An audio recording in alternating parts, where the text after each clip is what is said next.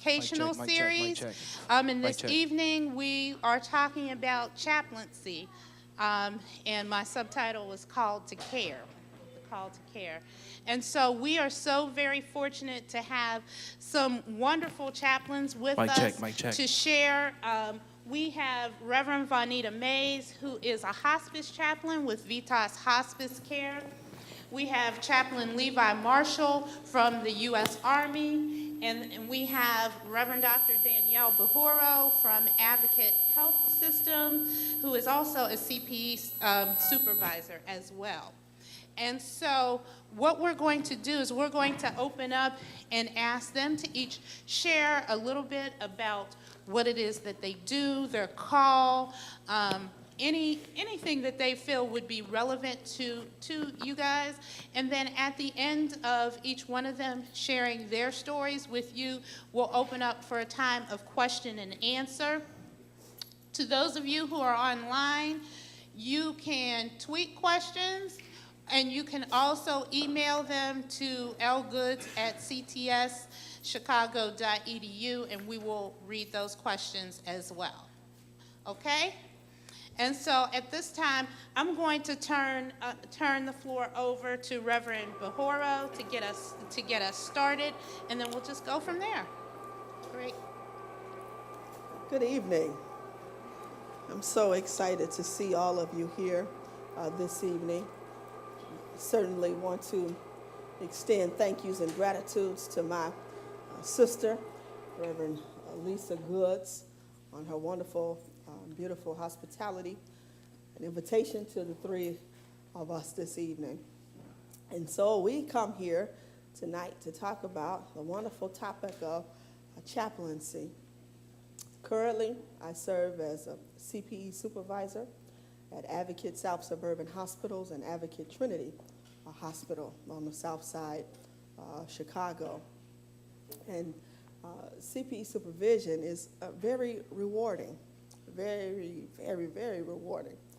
I appreciate CPE supervision because it offers the ability to work in pastoral care ministry and specifically teach. When I attended CTS about 10 years ago for my MDiv, I struggled with whether or not I wanted to go further and pursue a PhD in pastoral care and teach full-time in a seminary like my mentor, Reverend Dr. Lee Butler.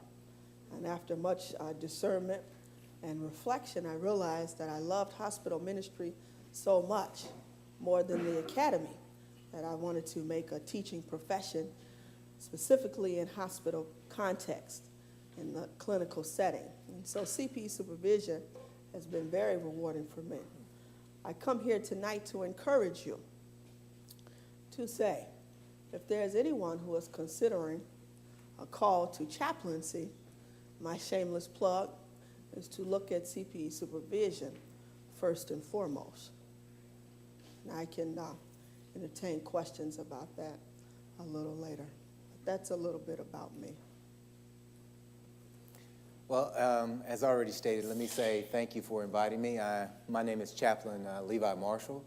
I'm Army chaplain. Originally, I'm from Selma, Alabama. I grew up in the 60s, 1965 is my date of birth, year of birth. And the reason why that's relevant is because what was happening in the Selma area, a lot of civil rights movement and dealing with segregation. And so being the child of parents who were somewhat active in that movement, I found myself in the church a lot. And I found myself hearing at a very young age. I mean, I'm talking about, my first year of life was at Brown Chapel AME Church, which is one of the churches that you will read about if you read about the civil rights movement in Selma, Alabama. And I grew up around people hearing tapes and videos of Dr. Martin Luther King, and that movement was still going on. And so I heard that, and I heard the encouragement, and I heard the words that inspired and strengthened people, and it just kind of somehow subconsciously sank into me. And I can remember expressing myself in church at a youth group, And someone said, young man, you have the spirit of a pastor. You have the spirit of a minister. And I was about 12 years old, 13. I wasn't thinking about that. Yeah, right. I like football and I like girls. And that's what And so that's what I pursued. But every now and then I would feel something pulling, tugging at me spiritually. Didn't understand it, didn't know what it was. As I got older, I found myself disengaging from a lot of things that once excited me. They didn't have the thrill anymore. And I thought something was wrong with me. I thought I was like, what's going on here? And then when I really started losing my interest to play football, which was my first love, I knew something was wrong. Something was up. Something was up. And I began to seek out what it is. What's this going on in my life? And God provided guidance through other people, through ministries, and I began to seek the Lord on that. And immediately I began to understand that God chooses certain people. He selects certain people for unique things. And when I say unique, I mean unique to you, your character, your personality, the way you act, your mannerism. Your theology should be as unique as your fingerprint. Your theology is as unique as your experience. And so as I began to understand that this was a move of God in my life for the first time, I began to pursue God. And make a long story short, I gave my life to God, and I also received the calling into my life. Now, it gets worse after the calling. Because now it's like who, what, when, where, how, all these questions, the Lord, where, how, when do you want me to do this? How do you want me to do this? Where do I go? And it becomes very, very complicated. And you become very perplexed because no matter what you do, you question it. You say, is this right? God, is this where you want me to be? And, and you kind of stop and you hesitate to actually do the work because you don't want to do something that God hasn't called you to do. And so you tend to not do anything at all. and that's the bad thing, and that's the sad thing. But to keep going, eventually, I lost football scholarship. Eventually, I went into the military, and then I found my call, and I said, I want to be an Army chaplain. I was at the age of 22. I want to be a chaplain at the age of 22. I knew that. But that's not what I ended up doing. I ended up going back home. I ended up becoming a teacher. And I taught for about 13 years. Then I became an assistant principal. And I did that for about another 4 years. And then all of a sudden, the war came up. And it hit me like a ton of bricks. You're supposed to be a chaplain. You're supposed to be in the military. You're supposed to be an Army chaplain. I went to my wife. I said, sweetheart, I got to go back. I got to go back into the military.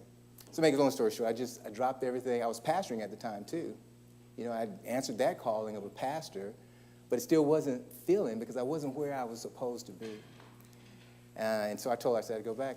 So this is what happened. I went back in 2010 to the military to be a chaplain. I graduated from chaplain school in January of 2011. And in February of 2011, I was in Afghanistan as an Army chaplain. Just that quick. And I'll tell you, I've never experienced the move of God's gifts in my soul like I did when I was in Afghanistan. And because usefulness is what inspires you. When you feel like you make a difference, when you know the gifts and talents and skills that God has blessed you with can enhance someone else's life and you actually see it. It's like, I wouldn't trade that for $1 million, to see someone else's life change for the better. And that's the gift of chaplaincy. You get immediate response. You can see the response. And that's why I love being an Army chaplain, because you can see the movement of God through you to other people very quickly. As a pastor, my parishioners tried to hide a lot of things from me. They didn't want to come and tell the pastor what was going on and these issues that they were having. They were embarrassed. But when you deal with soldiers who are downrange, they have no shame. They tell you exactly what's going on, and they expect you to have a solution. They expect you to have a fix for their problem. And that's the beauty of this type of ministry, is that it's immediate. It causes you to step up your game. It causes you to do your homework.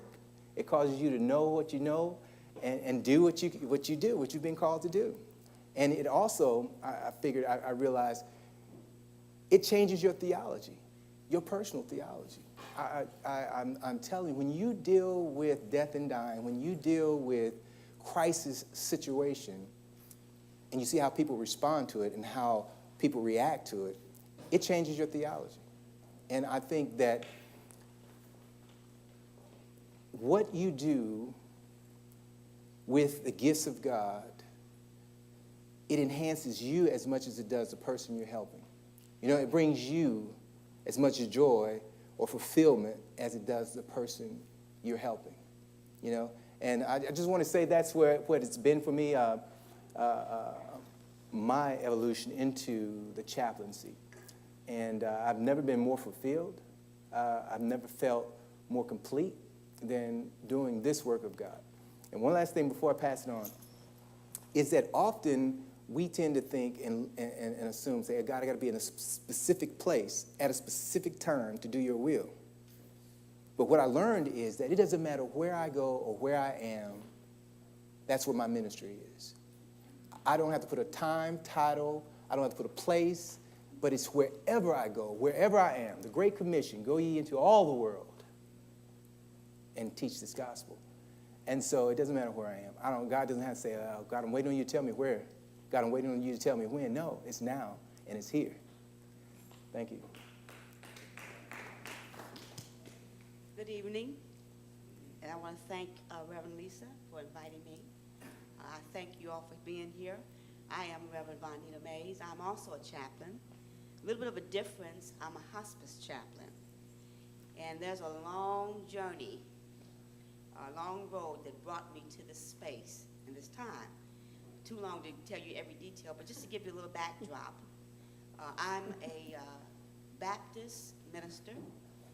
I'm from Southern Illinois, a little small town. I've been Baptist most of my life. I left the Baptist faith tradition and joined the AME Church for about Amen. 10 years, and then went back to my Baptist roots. Uh-oh. Uh-oh. And all throughout seminary, you know, there's a myth about us Baptist folk. And it's true. But anyway, I went through seminary telling everybody that I was a proud Baptist. But more importantly than that, I knew at an early age that I believed in God. I knew at an early age that I loved God and God loved me. I lost my father at a very young age, my two brothers and I, and my mom. And I remember as a kid, a young kid at 5 and 6 years old, asking God not to take my mother. That's how I was kind of fearful about that. So I knew about God at an early age. I didn't know God was going to use me because I went on being what I call a good kid sometimes, but not thinking about ministry as a vocation, not thinking about ministry as a part of my life. And so I went to college, I graduated, became a school teacher as well. I taught for about 8, 9 years, didn't like it. Well, I liked it, I didn't like the politics of it. Yeah, absolutely.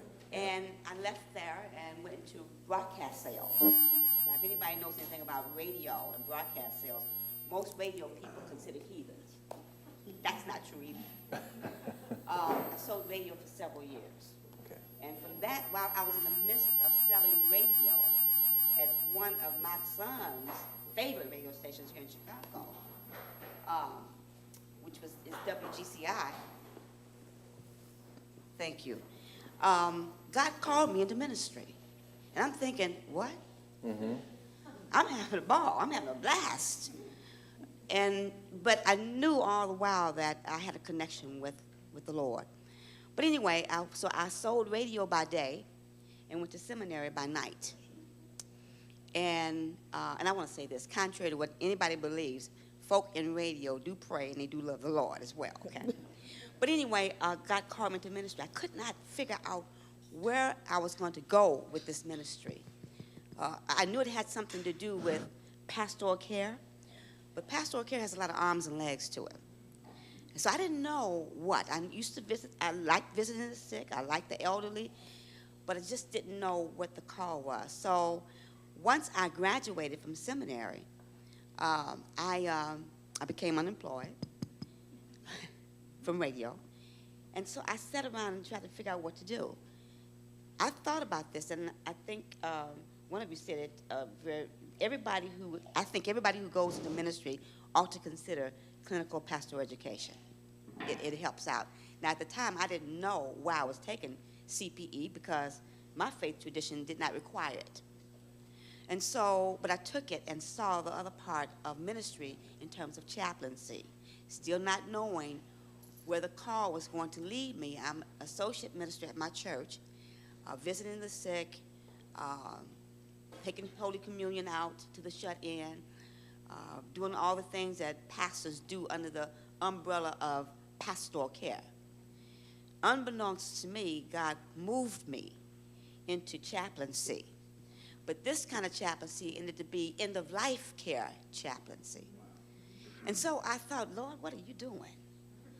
And it's kind of like, you know, when you know what you know about how good God is to you.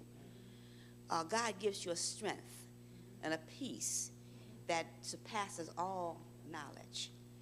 And I learned on my journey that when I let go and let God do it, God will equip. Because in and of myself, I knew I'm not qualified to do this kind of ministry. But as it turned out, God walks you through a journey. And so I am a hospice chaplain. And when many people say to me, they say, what do you do? I'm a hospice chaplain. They say, oh. And I'm like, no, oh. It's a blessing. It's an honor and a privilege to be able to minister to people, to the patients, and to the families, and to the caregivers, when they know that they are at the end of life. And not only that, it's even more of a privilege when you have the opportunity to walk the entire journey. When a family's beloved does pass away and they ask you to officiate, that's an honor. Or when they are about to make their transition and they call for you, that's an honor. And so I do the part of chaplaincy that, for the most part, I know that the people that I walk into their door, they probably 6 months to a year won't be here. And so then the other leg to that piece is that I get a chance to minister to the families and their loved ones via support groups. Currently, I'm a facilitator of adult parental loss support groups. So we're all grown folk who call themselves adult orphans. We talk about that. But how good God is and how God works it out. I'm an adult orphan, so I can relate. My story is not the same as theirs, but I can relate to what it's like to be an adult and still grieve or mourn the loss of your mother or your father, in some cases both. And so I learned, and I'm still learning. It's something that I don't think you ever stop learning, and I pray I never stop learning. But as I go, I learned some other things. I learned that as being a hospice chaplain, you have to know what you know and minister to people of all walks of life. Everybody doesn't love the Lord. Everybody doesn't confess Christ as their Savior. Everybody doesn't believe in God. But you have to be able to minister to people who of all walks. And so God has blessed me and gifted me to be able to walk the journey with people of all faith traditions, all cultural backgrounds, and no matter what their belief system is. But I do tell my families, whoever you believe in, have yourself a strong belief system for this journey. Because it's going to affect you from now on. So that's my story. And I thank you for allowing me to share it.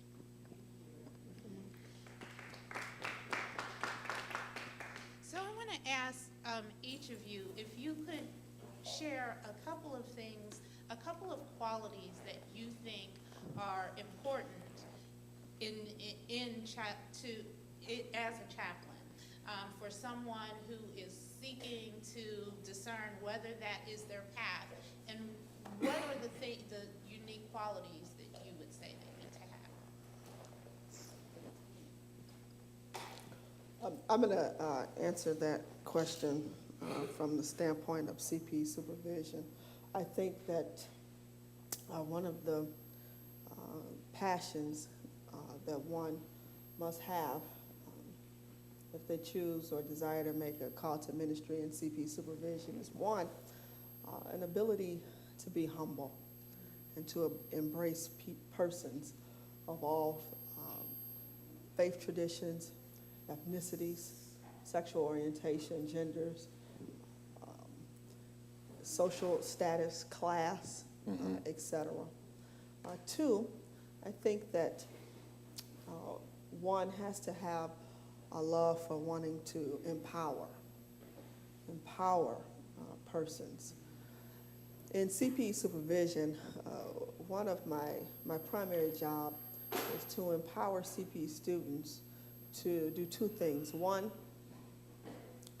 help them continue to discern their own call to ministry, and two, help them enhance or develop more pastoral competence. And different from the academic world or seminary life where a professor stands up in front of the classroom and asks you to regurgitate information that's deposited into you, similar to the banking theory. CP supervision asks supervisors to journey with students and walk beside students, to not necessarily tell them what to do, to not stand in front of them and proselytize or evangelize God, but to journey with persons, believing first and foremost from a personality and human development theory that persons are smart enough to already know the answers, and two, that persons, even if they don't know the answers now, don't need you to tell them the answers, and three, persons have an ability to journey in such a way where at the end of their journey, they will arrive at the answers. It's just you as a supervisor having faith and trust of the process.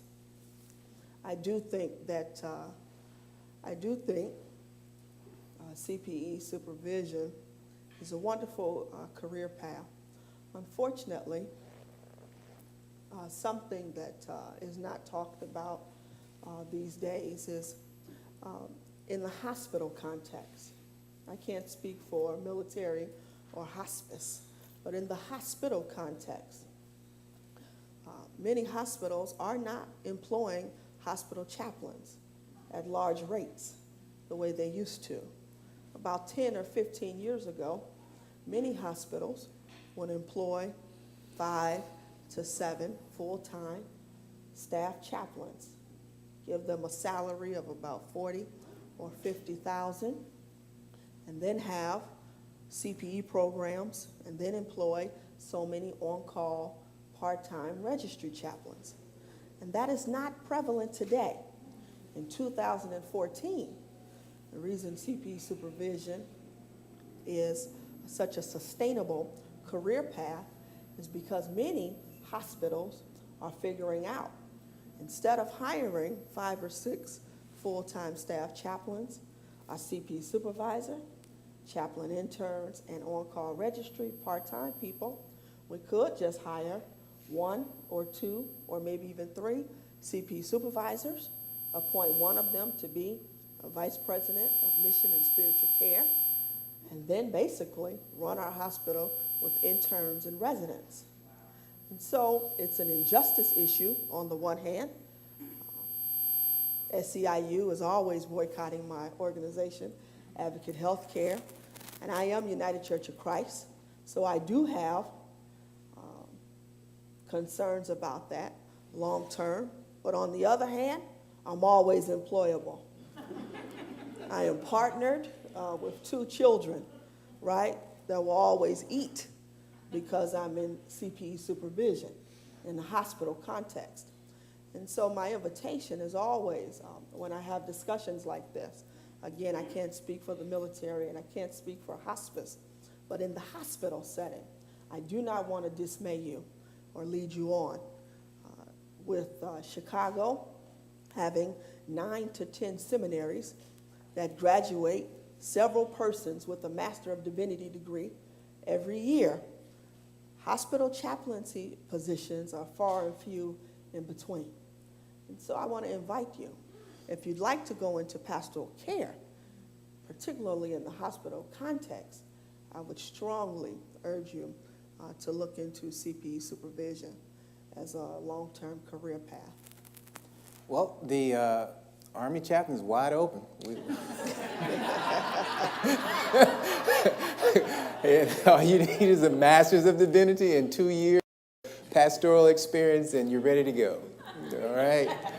But some of the characteristics that I think are really, really important for an Army chaplain is being diverse. You know, having a sense of diversity. The Army is made up of the population of our nation.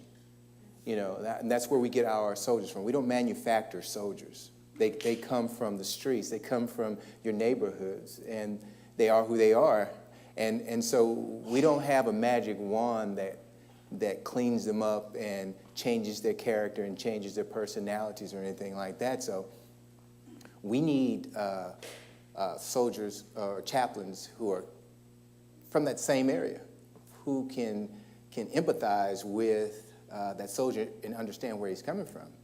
And that's why we're pushing to get an eclectic group of chaplains into the military right now, so that we can be very diverse in our service towards. And non-judgmental is another one that characteristic. Non-judgmental. Chaplains in the Army cannot be judgmental. You cannot bring your own personal theologies, ideologies into soldier care. You can't. You'll be non-effective. One of the things I was discussing earlier was that Army soldiers have an uncanny ability to do a pretty good job at judging your character or your credibility as a chaplain. And because it's such a highlighted position in the military. And they will look at you and they will sum you up in about 3 minutes. And they'll know whether they want to deal with you or not. They'll know whether you're going to be effective in their life or not. And that's one of the things why it's so important, because the first impression that you make with that soldier is going to be a very, very lasting. I know you've heard that for first impressions are lasting impressions, but even more so with soldiers, because they don't want to waste their time with you. They know you're disingenuous, you're not genuine, and they're not going to fool you. So it's so important that you have genuine regard and care for the soldiers, regardless of where you think they come from, regardless of what their faith group or their faith belief is, their beliefs are, regardless of their sexual orientation or anything else. Because the primary job of an Army chaplain is to assist the commander in the fulfillment of the mission. How does a chaplain do that? By supporting and sustaining and helping the soldier maintain strong spiritual fitness. And that's how you do that. And that means that, let me give you an example of what I'm talking about. When I was in Afghanistan, there was a couple of soldiers who were dismembered, okay?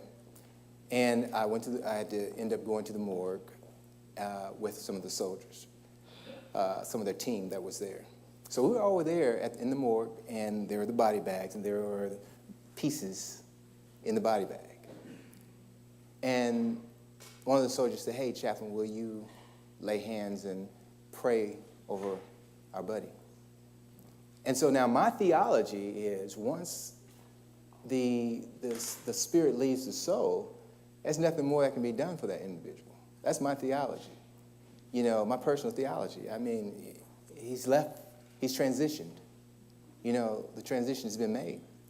So why should I lay hands on a shell, on a vacant body? It doesn't make sense to my theology.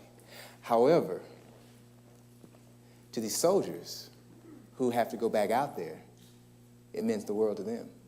So, what do? Do I compromise my theology? Do I adjust my theology to accommodate these soldiers? You know? So that of course I did, but that's one of the things that's what I'm getting at. I'm getting at, are you mature enough and are you grounded and rooted enough in your own theology that you're not affected by someone else's theology? And so that's what's really important. Do I start to waver in my own theology because someone else believes something different than I do, or I'm asked to do something that's not common to me, or that's uncommon to me, or that's something that's going to benefit someone else, but I don't agree with it? Will that affect me? Does that change my theology? Does that change who I am? Does that dislocate me as a believer? So that's why one of the most important things is a sense of maturity. I think you really have to be mature in your own faith. I think all of the above so far. But I also think that there's another characteristic. You have to have a certain amount of compassion. Absolutely. Compassion and flexibility. Mm-hmm. In my vocation, sometimes people, you never know what you're going to walk into. Imagine someone telling you that you've got 6 months to live or less. Get yourself together. Get your business in order. There's nothing else we can do. And then here comes the interdisciplinary team to work with you, talk with you, be with you on the clinical side and the psychosocial side. Mm. I come in and ask you, how you doing today? How do you think I'm doing, Chaplain? Yeah, I mean, angry. And so the flexibility. And the thing of it is, and I said earlier that you have to have a belief system, be in touch with your vertical connection. That's the way I like to put that, in the words of my former pastor, Frank Thomas. Because you, first of all, you get no do-overs. You can't rehearse it. So you have to lean on someone stronger, more knowledgeable, smarter than you. And so, and the compassion kicks in. And sometimes it'll take one visit. Sometimes it'll take visits declined, no chaplaincy. Sometimes it'll take, hey, I think I want you to come back anyway, and let you know how angry I am right now, and talk to your God about that. I mean, so you get all of it. You get a lot of it. And so, you know, compassion, flexibility, spirit of discernment. You know, I remember I was with a family, and the mother was passing away. The daughter was the primary caregiver. The daughter, we talked about this in our team meeting. The daughter was drinking a little bit. You go to the house in the morning, you can maybe smell alcohol in her breath. Some of the parts of the team members were making complaints about that. And why is she drinking? And there's a Bible on the nightstand. And her mother needs her. All these judgmental attitudes about this lady. Well, if her mother's dying, she's the primary caregiver. she's got a Bible on the table, on the end table. Isn't that an invitation, somehow or another, for help? Discernment. And as you said, you can't be judgmental, because only they know how they feel on the journey that they're walking. We are here as chaplains to support however we can. So I think that, I mean, we could sit here and talk all night and come up with all kinds of adjectives and adverbs to describe what characteristics we ought to have, not only as chaplains, but as ministers. We're in a seminary, right? So you're going to school to be a minister or something, right? Right? So we are going to open up for questions. So I have a mic on this side, and there is also a mic over there. If you're on that side, you can walk up to the mic and ask your questions. Those of you who are online, again, you can email your questions to elgoods@ctschicago.edu, or you can tweet them, and we will get them and read them. So I did my CPE this summer at Advocate, Good Sam, out in Downers Grove, and it was a wonderful, wonderful experience. And my spouse is a VITAS chaplain out in Lombards, or no, actually further out, Joliet. So I kind of get that, but it seems like she deals with death every day, and I'm not sure I could ever do that. But my question to you is the part about CPE and being a supervisor. Okay, so I understand that the path after doing your first clinical unit would be to do a residency, right? Mm-hmm. And then you become a certified chaplain before you can start CPE, or how do you become a CPE supervisor? Because it seems like the path is really kind of long. Oh, don't believe any of that. And so that was my question, was just kind of what is that path once you've done your first unit of CPE? Where do you go from there? Oh, it's a really easy, simple path. It's not difficult at all. I think my sadness is I think there's a lot of myths around the path to CPE supervision, around persons thinking that it's some long path. It's not. It's not. It's actually pretty short. And it's also, the path is interesting because you actually supervise while going through the journey of full certification, right? So it's not like you have to necessarily be finished and fully certified before you can start supervising. So here's the path in a nutshell. First, you complete your basic level 1 unit of CPE, and then most persons go and do a year-long residency where they earn about 4 units of CPE. In order to start the CPE supervision process, one has to have a minimum of 4 units of CPE. If one can't necessarily land a residency, then they piece their units together until they've achieved 4 units of CPE. And then the person starts into the what's called the supervisory certification process. So it's 4 steps, if you will. The first step or phase is to meet a committee in your region made up of about 4 or 5 CPE supervisors locally and enter into passing a first committee or phase called readiness. After you pass readiness, the second phase is to meet a committee, again, regionally, and interview among 4 or 5 fully certified CPE supervisors and become what's called a supervisor candidate. Once a person becomes a supervisor candidate, then they can start supervising, right?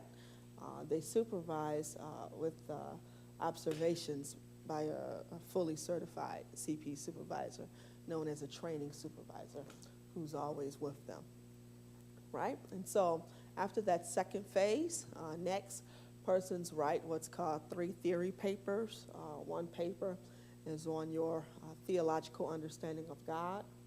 Second paper is on your understanding of personality and human development. And then a third paper is based on your understanding of education theories. And a theorist in the field of education or teaching that you would ascribe your supervisory theory to. After a person writes those papers and submits them and they pass, then a person applies to be what's called an associate CP supervisor. And then guess what? The person is done. Right? The standards have changed. The person is done after they've become an associate. Similar to an associate professor or an assistant professor in seminary, you're done. Now, let's say the person decides, okay, I would like to be a training supervisor to help persons who want to be CP supervisors. Then they would complete a fourth phase and apply for what's known as full CP supervisor. That's what I am, right? A full CP supervisor then works with or trains other CP supervisors in training, so to speak. So this process can go anywhere from 3 years minimum to 5 years at the most.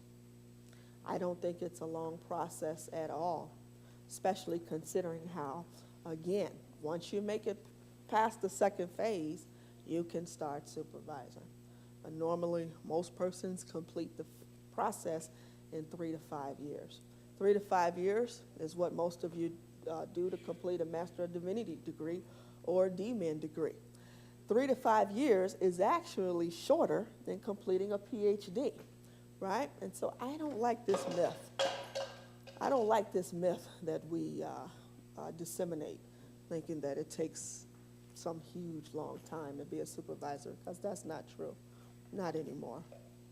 Thank you for that. Can I put a quick plug in? Of course, for some of the youngers who aren't past 48, 47, so to speak. But the Army has a program for CPE also, and it's completely certified, and you'll get all 4 units, and even it leads to a PhD once you become an Army chaplain. Not only that, but they also have a marriage and family counseling master's degree that is optional for the chaplain that comes in. So you can get marriage and family as well as your CPE while you're in the military within the context of 4 years. You can get both within the context of 4 years, since they have what's called the accelerated program. And it's accelerated in the sense that you go Monday through Friday, and your day starts at 8 a.m. and ends at 5 or 6 p.m., but you do that every day for a year and a half. And you get paid while you do that.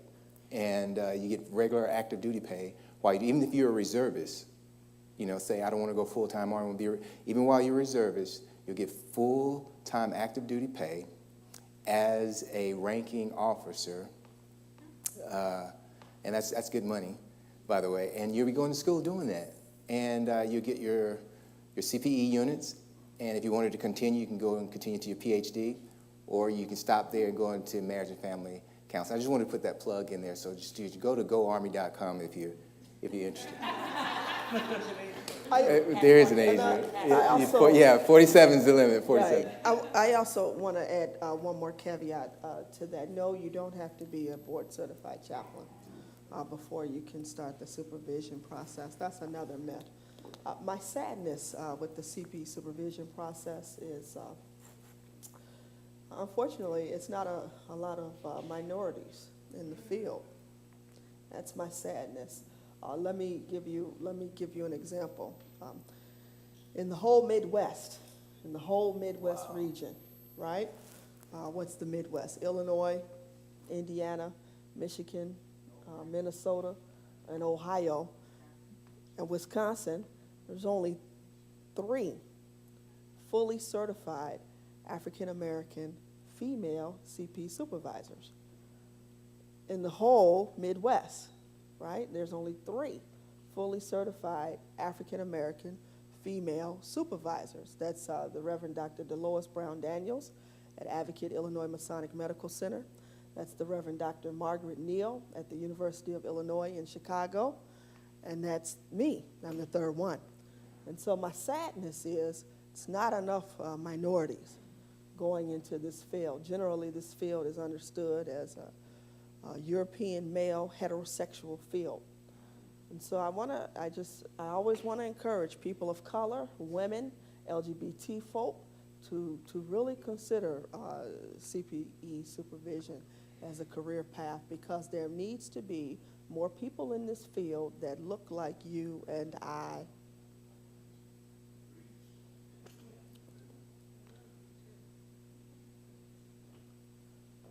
Good evening. You all are absolutely fantastic. I thank you for being here. I guess my heart and hat or skirt goes off to you because I think you have one of the most challenging jobs in the world. I am an ordained minister, AME Church, but I think what you do is way more challenging than ever consulting with parishioners or preaching a sermon, and so I really appreciate what you do. I'm currently a PhD student here, and I need a job, or I might not get to the end of that PhD. So my first question is going to be for the CPE supervisor, and then I have also questions for the two of you. So I'll just ask them all at the one by one. For the CPE supervisor, my first question is, can you actually work in some form of the hospital and be paid, earn an income, without the 1 unit of CPE? In other words, do you have to have that before you can be employed in order to go through that process or even have a part-time position? For the gentleman in the center in military, I could really appreciate what you said about the challenges of theology and also doing ministry where and when, and it's right now.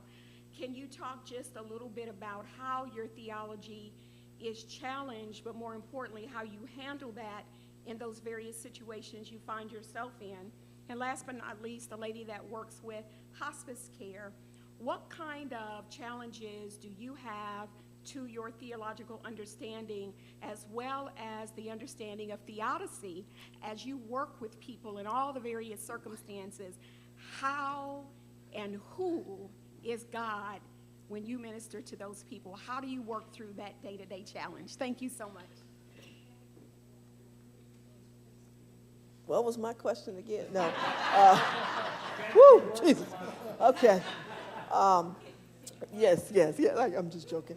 And in order to enter into the CPE supervision process, one has to have minimum 4 units of CPE. But I also want to, I think another myth in this is, I also want to highlight another caveat here. I don't think in 2014, I don't believe in singular ministry and singular vocations anymore, right? When I was in seminary, the running question was, do you want to be a pastor or do you want to be a chaplain?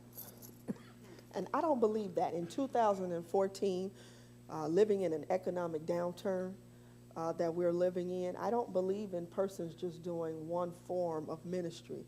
I do believe in persons doing multiple forms of ministry, being bivocational, trivocational, quad-vocational, if you have to, right? And so I'm a CP supervisor, but I'm also a senior pastor in the United Church of Christ. I pastor Lincoln Memorial Congregational Church on 64th and Chaplain. I'm also an adjunct faculty. I teach with the Center for African American Theological Studies, affiliated with the SCOOP program. And so I just want to also challenge you. I don't think we're living in times where one should just be looking at chaplaincy and that's it. I think, if I had my way, I think that a chaplain job, a CPE supervisor job, is a great career path to have in addition to something else. So, for example, I do not depend on the financial resources of my faith community to support paying my bills because my hospital pays my bills, right? So I'm not financially raping the members of my faith tradition every Sunday morning, depending upon tithes and offering, right, to support my lifestyle. No. And so I do want to kind of venture you into thinking about what does it mean to be bivocational and trivocational and have multiple paths to ministry that you feel called to? To address the question that you asked about personal theology and the challenges of your personal theology, regardless of the teaching, that we can all receive the same teaching, but because of our experiences, our life experiences, situations, and our interpretation and how we define events in our lives, how that theology develops and how it manifests is different from each individual. Even though we may center around a common theme that Jesus is Lord, or your God is God, or gods, or whatever that is, still you have your own personal theology that is developed or derived, that's developed or derived through your personal experiences and your personal interpretation of those experiences. So now, that's your reality. So when your reality is challenged, or your reality comes into to question, how do you respond to that? Are you solid enough? That's important. Are you solid enough in what you believe? Is your reality rooted and grounded in your own personal experiences, your own personal beliefs? So I guess what I'm getting at is, as a chaplain or as a service person of God, you really have to have a clearly defined, very solid, very strong concept of who you are in your God. Or you have a very solid, very strong theology. Again, you asked the question, I'm a captain, and so in the Army, not very high rank. I'm still considered to be a junior member of the military, of the officer corps. Now, I run into higher ranking individuals who have different theology than I have. I'm solid in my theology. You can believe whatever you want to believe. I don't have a problem with it. It doesn't affect me because my theology is my theology, and it works for me. Now, I was in a debate with a senior chaplain.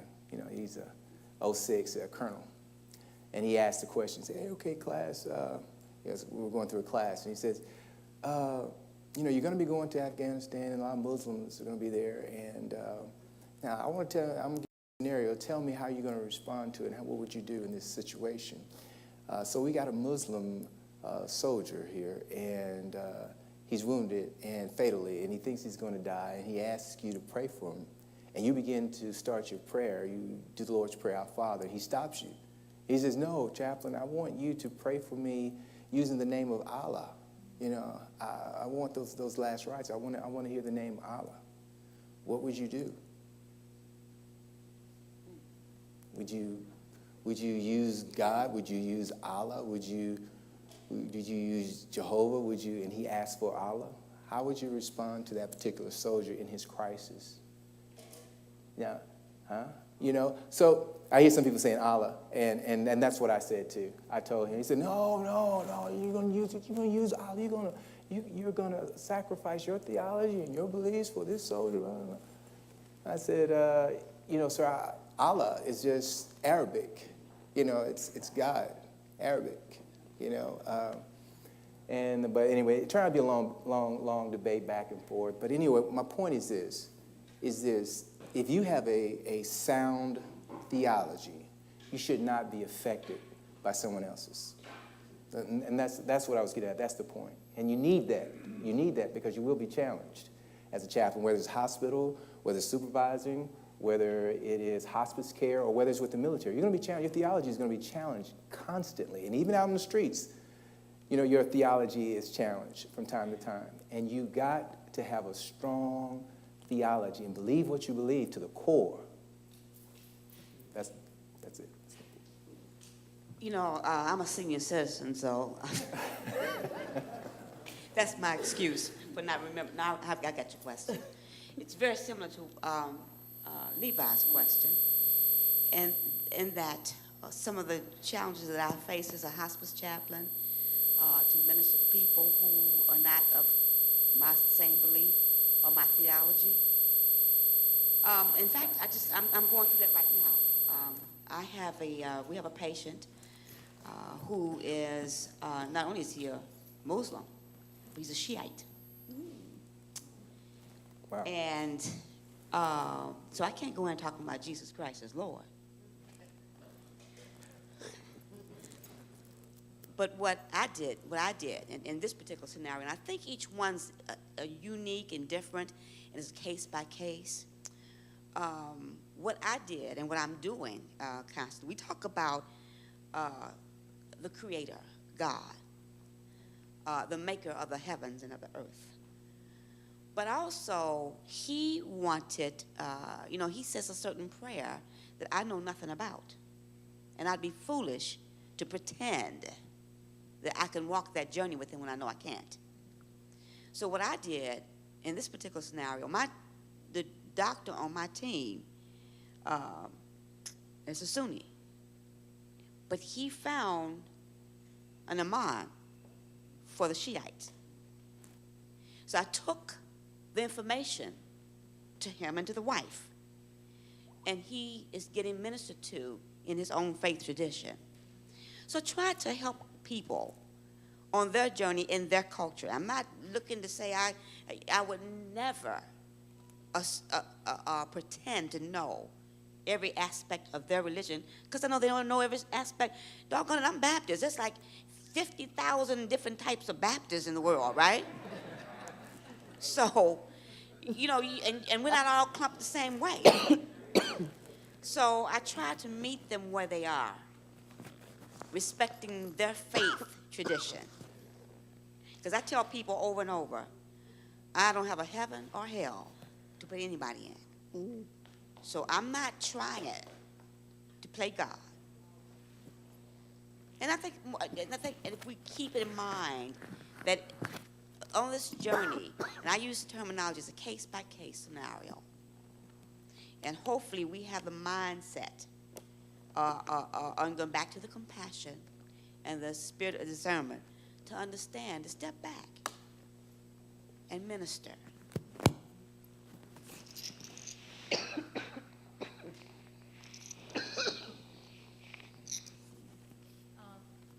Good evening. I just want to thank you all for this panel because it's showing me the channels of chaplaincy, because that is what I feel like I'm called to, so I see the different areas.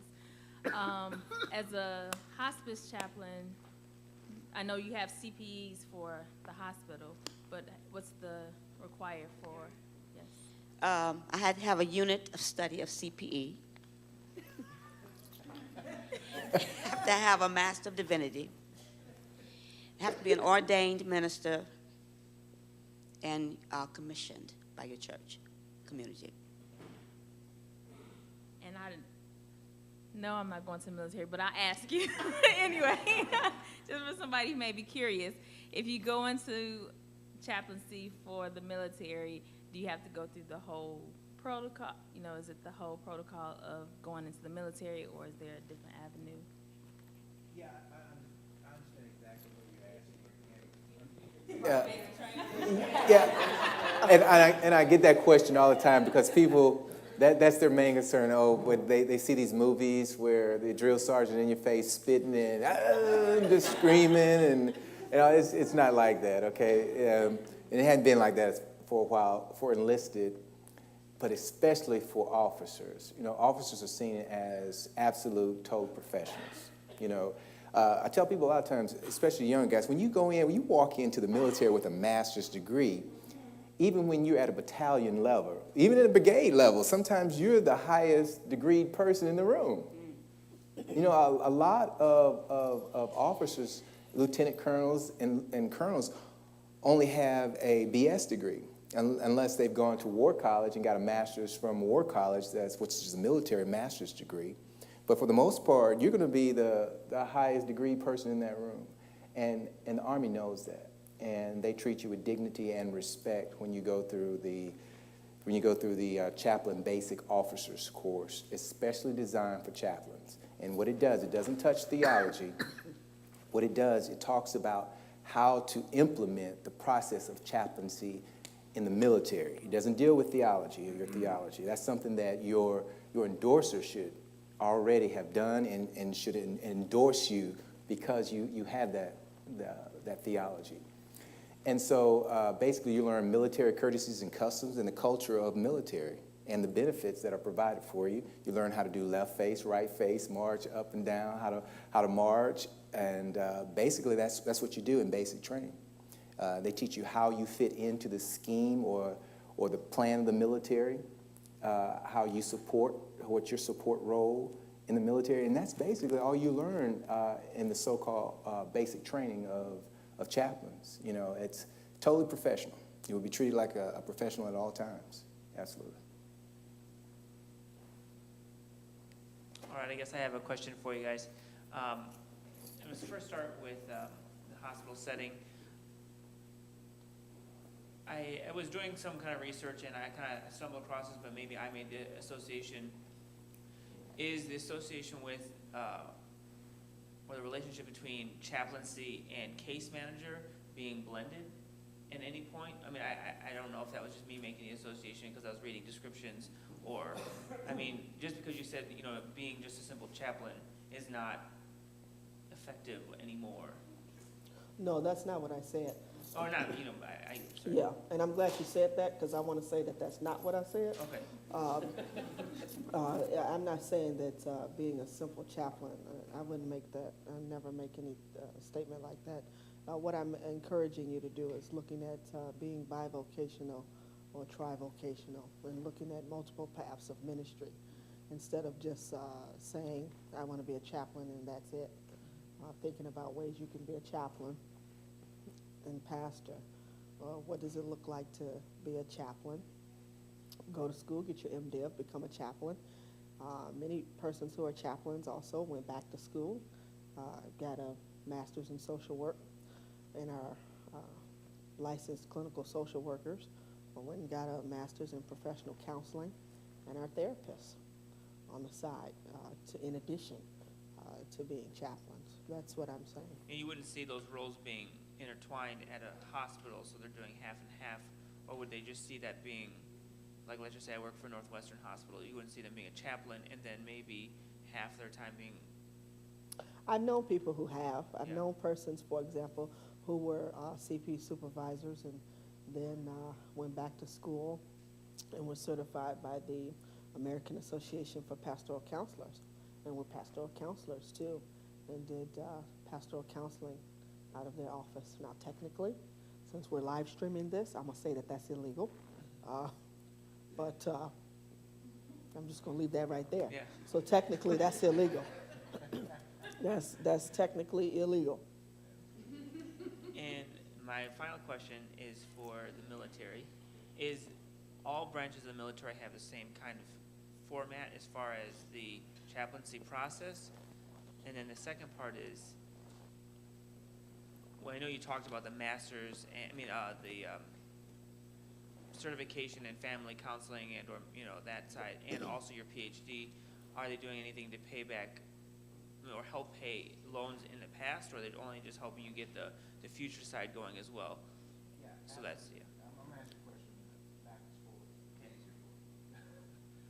But to answer your question, yeah, they've reenacted, matter of fact, just a month ago, the loan repayment program, where they will pay back your student loans. I think it's up to $20,000, pretty sure, $20,000 of your student loan. To answer your question, the second part of the question was? Whether the program is the same for all branches. Okay. What's happening now across the board in every area of the military, they're trying to kind of unify. You know, the branches are working together, closer together. We're finding out that we can do more when we're unified, whether it's infantry or whether it's chaplaincy. As a matter of fact, all the chaplain schools are in the same Army base at Fort Jackson. You have the Navy, they're there, you have the Air Force, and you have the Army. They're stationed right there. The training camp is right there together. So what they're trying to do is combine a lot of efforts of the military is becoming smarter by combining our efforts together. So the Navy works with the Army works with the Air Force. We all work together. So that's what's happening now.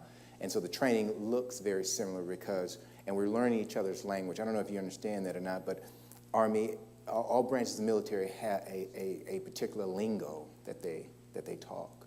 And so we're learning each other's language now. We're combining our training efforts and so that it looks alike, so that, you know, if we're on a battlefield or we're in a certain situation, you'll be able to take over for me and I'll be able to take over for you, yeah, regardless of branch service. Thank you. Did that answer your question? Yes, it did. Yeah.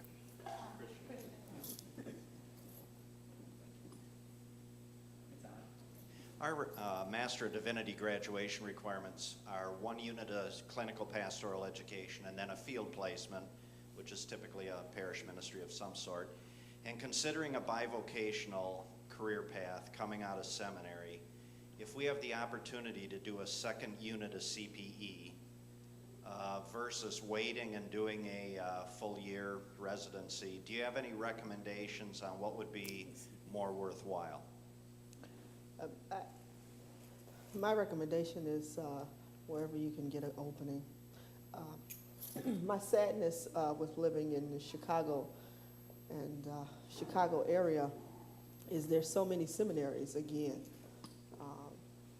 There's so many seminaries here, and so competition is very high in CPE programming. And so my encouragement is always to, hey, wherever you can get in, go for it, take it. I also want to encourage people to be willing to travel and go to some places where others are not going, right? There are some phenomenal chaplain jobs in places, and there's a number of CPE opportunities in smaller cities. That's, you know, but people don't want to travel, right? Everyone's looking to stay in the city and go to one of these large institutions.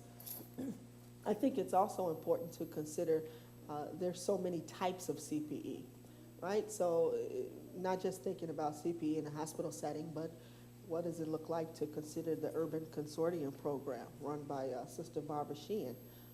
That's with the ACTS Urban CPE program. You can do CPE in a prison, nursing home, military, hospice, right? And so I think it's more so on the applicant being creative enough to really say, hey, I'm going to venture out here. If you go to the website acpe.edu, you can find a lot of listings for openings. I'm also, shameless plug, on the back table. I'm also currently interviewing for a summer intensive program at Advocate South Suburban. So if anyone's interested in taking a summer intensive, I have openings. I also do offer a residency at Advocate Trinity Hospital every year, and I will start interviewing in January for that. So if someone already has a unit of CPE and is looking to do a 1-year residency, then you could contact me. I also left my business cards on the back table. Thank you. I think we have time for one last question, if anybody has any.